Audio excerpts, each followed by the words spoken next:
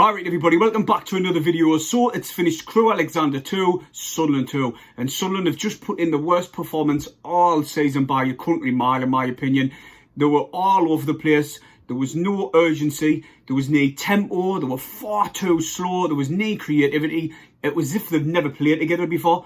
There really wasn't. Mark Fadzing, he was very poor today. Very poor. He was all out of the place. Players were just running ragged inside out. I'm not taking out away from Crewe Alexander. They deserved it. They were up for the fight. They looked like the team who just won 4 off the bounce. Not Sunderland. It was them. Mandron done well. His hold-up play, his first touch, his layoffs were class today. I knew they would be because he's always up for the game when he comes to Sunderland. Lowry was causing us problems for Crewe, and obviously Porter gets his goal as well. They were up for the game. They wanted this. They wanted to win, and it took 2 absolute worldies from Maguire and from Jones for us to rescue a point out of this. And the draw, looking at the overall performance, I didn't even think we deserved it. Obviously, they're going to sit off and try and defend a 2-0 lead. And like I said, it took 2 worldies. I put on Twitter about Grant Leadbitter. I says, why would you change the team when it's winning?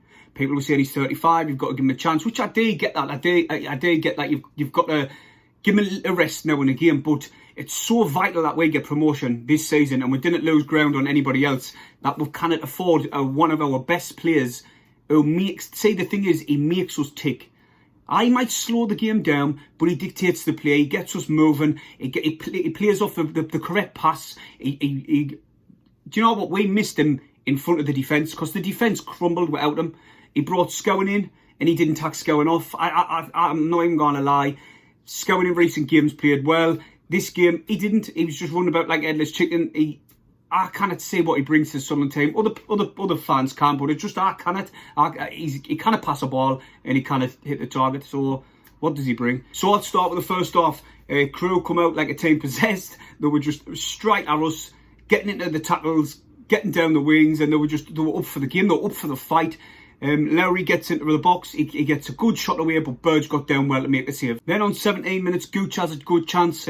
O'Brien wins the header, lays it off to Gooch. Gooch hits a hard one straight down the throat of the keeper, and he lays on it. Comfortable save. Gooch had a poor game, in my opinion. He was very greedy in this game. Instead of just picking the right pass, he was just taking shots, and they were like, some of the shots were just rolling towards the keeper. Sanderson saved us on 23 minutes. It was a throw-in by McFadzean, and for some strange reason, he threw it into the box where there was a lot of Crewe players. A player picked it up, got into the box. The ball bobbled up, and now was Sanderson to header it out, and that would have been 1-0. Then Sunderland not pressing at all. The standoff. Mandron receives the ball. He squares it across the box against past 09, and there was Lowry just to tap it in. Porter just to tap it in. 1-0. Then more or less a carbon copy. On 37 minutes, Sunderland not learning, Sunderland not pressing. They allow Mandron to receive the ball. He squares it again, and this time it was a good finish by Lowry.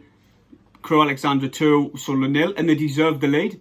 Then on 59 minutes, Lee Johnson makes 4 substitutes. He brings on Jones, Maguire, Leadbitter and Diamond, which this is what I was getting a bit stick because I was saying Leadbitter should be starting. If he's fit enough for the bench, he's fit enough to start. Simple as that. And he brought him on because he realised he sell that way, missed Grant Leadbitter really bad at the back.